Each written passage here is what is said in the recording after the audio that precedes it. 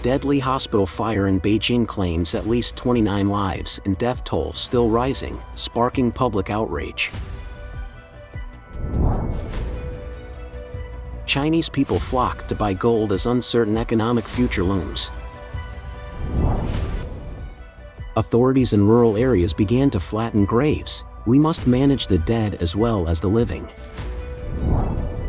Expert: why did Beijing set a strategic water storage target for 2025?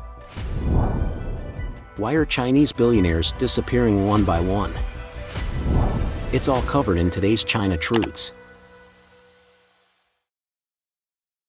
Deadly hospital fire in Beijing claims at least 29 lives and death toll still rising, sparking public outrage.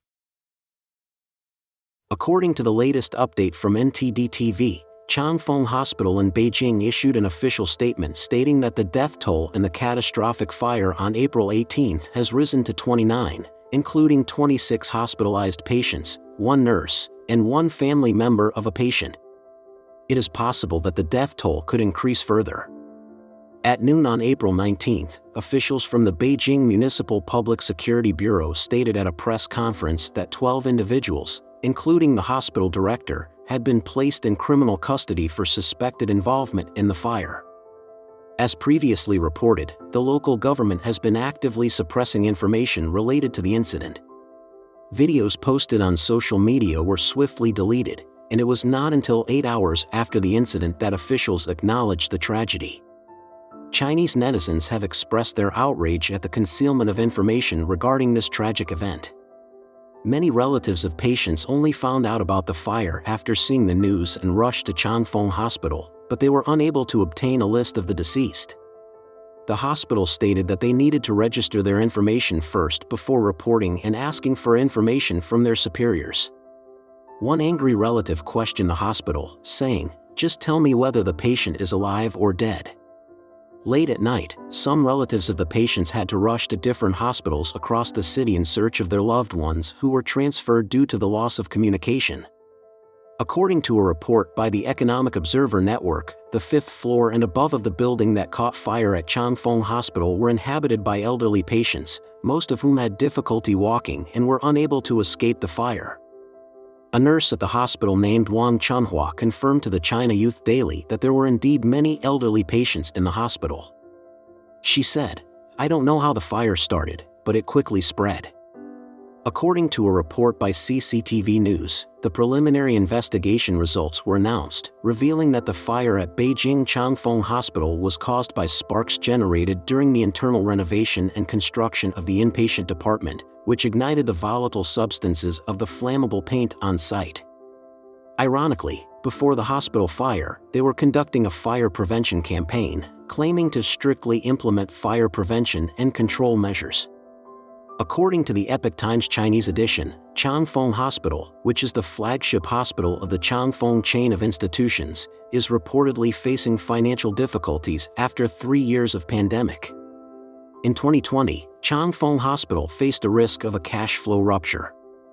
With the help of the financial office in Fengtai District, the hospital was granted a loan of 12 million yuan for working capital, as well as a credit line of 50 million yuan to assist in paying staff salaries, rent, and some urgent pharmaceutical bills. However, the latest data shows that in the first half of last year, Changfeng Hospital had a net loss of 32.64 million yuan, which was attributed to the owner of the parent company.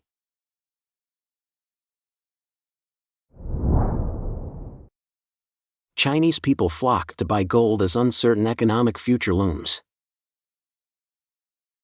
Lately, there has been a sustained surge in the price of gold in China, and the trading market has been bustling with activity.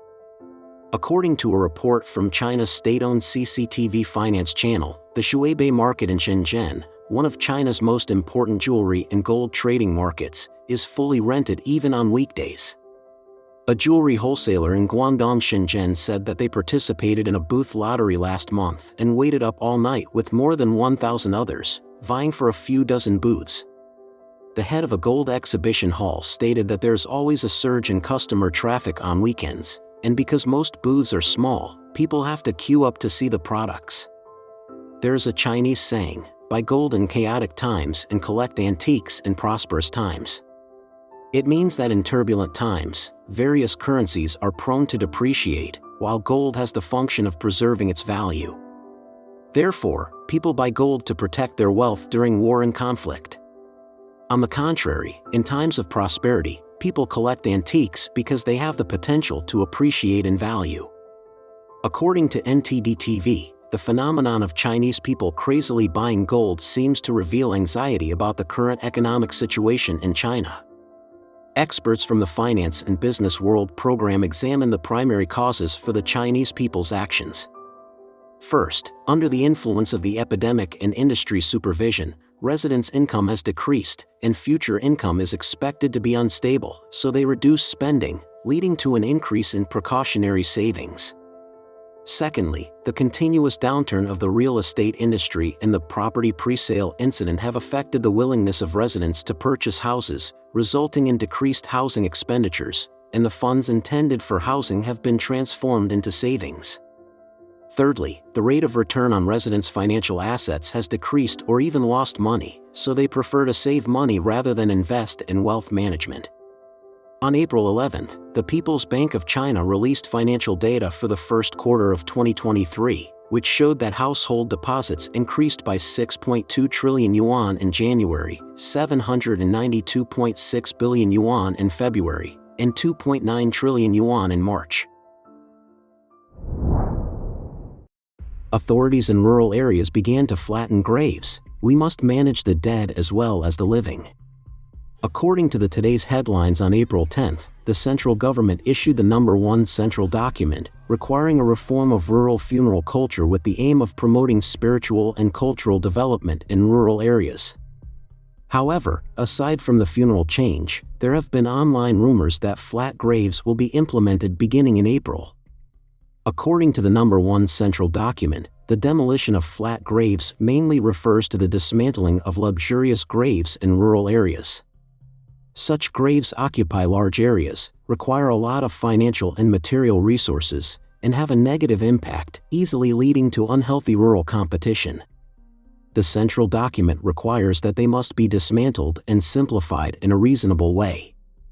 The second aspect is the demolition of living dead graves. These are mainly graves that are built before the person has died and are prevalent in some remote rural areas. They seriously violate the spirit of the #1 central document and bring a series of problems to society, as well as unhealthy customs, which must be dismantled without hesitation. On March 23, Sohu News reported that funeral reforms had begun in many places, and rural cemeteries were being demolished. Although many rural areas have already banned burial, after their loved ones are cremated, their ashes are still placed in coffins and buried in the contracted land in the same way as burial, and a grave is still built. Recently, some farmers in certain areas said that funeral reforms were being implemented in their villages, and all the graves outside the village were being demolished. This news immediately caused public outrage. Some netizens said, "Flatten graves? Are the people who came up with this policy orphans with no parents?" Central Document #1 promotes grave flattening, which is simply a way to centralize operations and charge uniform fees. Are they going to cut a few more knives after death? As long as it is a monopoly industry, the price won't be low. We can't target the lower class, the upper class should set an example first. Flatten Xi's mausoleum and Babaishan cemetery, and ordinary people will naturally flatten their ancestral graves. This netizen brought up the story of Xi Jinping's father, Xi Zhengshuan, who turned his former home in Fuping County, Shaanxi Province, into a cemetery covering at least 100 mu, generating widespread outrage.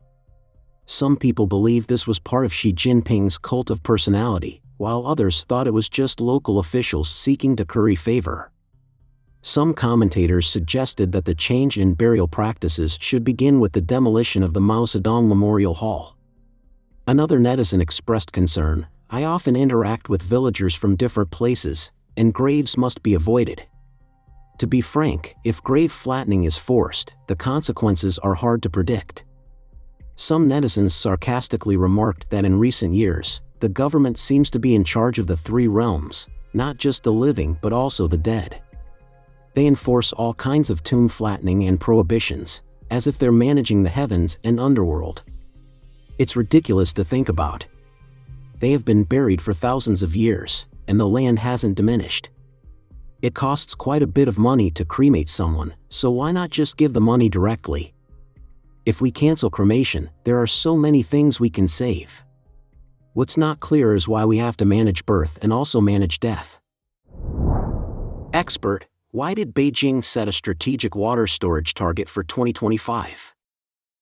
Recently, the Beijing Water Bureau website released a comprehensive management plan for over-extraction of groundwater in Beijing, 2023 to 2025, referred to as the plan. The plan proposes to promote the establishment of a strategic reserve system for groundwater to ensure stable and reliable water sources for the capital, and strive to reach a total amount of 4 billion cubic meters of local surface and underground strategic reserve water by 2025. The plan sets targets such as controlling the annual extraction of groundwater to below 1.7 billion cubic meters, ensuring that the amount of water supplied from the south to north water diversion project to Beijing remains stable at more than 1 billion cubic meters, and constructing 30 underground water replenishment channels, etc. In response to this, Wang Weiluo, a hydraulic expert in Germany, recently told Epoch Times, "This has been in place for a long time." What is strategic reserve water? It's water for wartime. He said, because Beijing's water sources now depend on external sources and the south to north water diversion project. The south to north water diversion project is a river in the air. If a war breaks out, its supply is not guaranteed. One missile can destroy the entire water supply system. Like the war in Ukraine, many such water sources were destroyed, and water played a big role in the war. The Beijing Guantang Reservoir and Miyun Reservoir are its two water sources, but are these two water sources guaranteed in a war? They are not guaranteed, so now they are turning back to underground water. Wang Weiluo believes that by 2025, it must have this much water. It can be imagined that before 2025, it will not be fighting, and Beijing's wartime water is not ready yet. However, Wang Weiluo said that groundwater is also polluted, which is the problem. More than 90% of China's groundwater is polluted, and no other country's groundwater is as severely polluted. Therefore, it is now thinking about quickly controlling pollution. Beijing is now considering the situation in wartime. Why is Beijing, once abundant in water resources, now facing a severe shortage? Beijing was originally a place with abundant water resources, with many surface water sources and rivers. According to Wang Weiluo, if Beijing did not have this condition, ancient emperors would not have picked it as their imperial metropolis. In the 1980s, Beijing had a water resource of up to 20 billion cubic meters per year. However, in recent years, the city has been suffering from a severe water shortage with only 3 billion cubic meters available. Where did the water go? According to an expert, more than 100 reservoirs were built on the Yongding River, the largest river in Beijing, causing the water surface area to expand and the evaporation rate to increase. In northern China, the natural evaporation rate is higher than the precipitation rate. Therefore, with the expansion of each reservoir, more water evaporates, and the water stored in each reservoir is also used for irrigation, making it insufficient. Experts cited by the New Beijing News also pointed out that the water crisis in Beijing was caused by a combination of factors, including the decrease in rainfall, rapid population growth, and industrial development. Data from the Beijing Hydrological Station shows that the average depth of the groundwater in the plain area of Beijing was about 7 meters in 1980, which increased to about 15 meters in 1999. However, in the following 16 years, the depth of the groundwater has dramatically decreased, with an average annual decline of 0.82 meters, reaching 25.75 meters in 2015. By 2014, the per capita water resources in Beijing were only around 94 cubic meters, which is only 1/20th of the national average and much lower than the internationally recognized extreme water shortage warning line of 500 cubic meters. Wang Weiluo stated that Beijing now mainly relies on the South-North Water Transfer Project, which supplies about 10 billion cubic meters of water to Beijing each year. This is the minimum amount of water required by the plan. In addition, around 1999, Beijing had to start overexploiting groundwater on a large scale. Wang Weiluo said that Beijing has become a city that relies on water resources from outside the region. From a sustainable development perspective, Beijing no longer has the capacity for sustainable development, relying heavily on water resources from outside the region. He said, "Nowadays, Beijing's industry is basically gone. Companies like Capital Iron and Steel have relocated, and surrounding chemical factories have dispersed to rural areas. Beijing's main use for water is for daily life. Over-extraction of groundwater causes surface subsidence. The serious overexploitation of groundwater in Beijing has caused fatal harm as the groundwater level continues to decline. The soil shrinks like a sponge squeezed out of water, leading to land subsidence. Ground subsidence in some areas of Beijing is increasingly serious, with the largest subsidence point located in the eastern part of the city." In 2016, Chen Mi, then an associate professor at Capital Normal University, and other scholars published a paper revealing that the subsidence rate in that area exceeded 10 centimeters per year from 2003 to 2011. Pollution caused by groundwater replacement, how to solve it? To address the issue of rapidly declining groundwater levels, the plan proposes to create 30 underground water replenishment channels and effectively substitute groundwater sources in overexploited areas. According to Wang Weiluo, the Chinese Communist Party once attempted sewage reinjection. To raise groundwater levels, industrial, agricultural, and polluted water were pressurized and injected into the ground. While it did increase the groundwater level, it also resulted in groundwater pollution, making it difficult to treat. Regarding Beijing's authorities' proposal to substitute groundwater sources, Wang commented, "Groundwater was originally the cleanest, but injecting polluted surface water into the ground has polluted the groundwater. Now, the authorities propose to substitute it with clean water. However, how much water is needed to substitute dirty water? It is impossible to replace 1 cubic meter of dirty water with 10 cubic meters of clean water." Wang believes that the CCP has destroyed Beijing's groundwater ecology and environment in the past 70 years of its rule. Why are Chinese billionaires disappearing one by one? In recent years, Chinese billionaires have been disappearing one by one, attracting the attention of global investors. Alibaba founder Jack Ma recently made headlines by appearing at the Yungu School in Hangzhou. Since he angered the Communist Party by criticizing China's financial regulatory system in 2020, he had disappeared from public view for a while, and his vast business empire has also been suppressed. However, Jack Ma is not the first billionaire to mysteriously disappear from public view. In 2015, Guo Guangchang, the chairman of Fosun Group in Shanghai, went missing. The company later stated that Guo was assisting authorities with an investigation. In 2017, Xiao Jianhua, the founder of the Tomorrow Holdings, was secretly arrested by the Chinese Communist authorities from Hong Kong and disappeared for a long time. In 2022, he was sentenced to 13 years in prison for fraud and corruption. In March 2020, billionaire real estate tycoon Ren Zhiqiang disappeared after criticizing Xi Jinping. Later that year, he was sentenced to 18 years in prison on corruption charges. The mysterious disappearance of Chinese billionaires is not over yet. In February of this year, venture capitalist and technology investor Bao Fan became the latest billionaire to be on the missing list. A few days later, his company announced that he was cooperating with authorities' investigation. According to CNBC, Nick Morrow, the global trade chief analyst at the Economist Intelligence Unit, EIU, said that the disappearance of people like Bao Fan, high-profile individuals who disappear suddenly without any explanation, will inevitably send chills down the spine of investors. If important leaders in a particular industry or region can disappear without warning, can people still do business there with confidence? In recent years, the number of Chinese billionaires has continued to increase, and they possess enormous wealth and significant influence. So why is the Chinese Communist Party suppressing them?